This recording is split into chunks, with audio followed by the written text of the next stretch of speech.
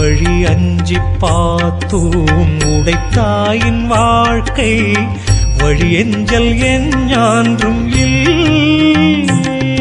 பாவத்திற்கு அஞ்சு தேடிய பொருளை உறவுகளோடு பகிர்ந்துண்ணுபவனின் பரம்பரை ஒரு காலும் அழிவதில்லை. இதனை நாம் ஒரு கதை மூலமாக காண்போம்.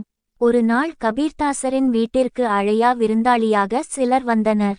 வந்த விருந்தினர்களை உணவிடாமல் அனுப்புவது நம் பண்பாட்டில் இல்லை என்பதால் இருக்கிற உணவுகளை வந்தவர்களுக்கு அளித்து தான் உணவில்லாமல் பட்டினி கிடந்தார். உணவு ஏதுமில்லை என்பதால் வீட்டில் உள்ள ரொட்டியை எடுத்து உண்ண முயற்சித்தார். அத்த ரொட்டிக்கு இணையாக ஒரு கிண்ணத்தில் நெய் வைத்திருந்தார். அவர் உண்ண முற்படும் போது ஒரு நாய் அந்த ரொட்டியை கவ்வி கொண்டு போனது.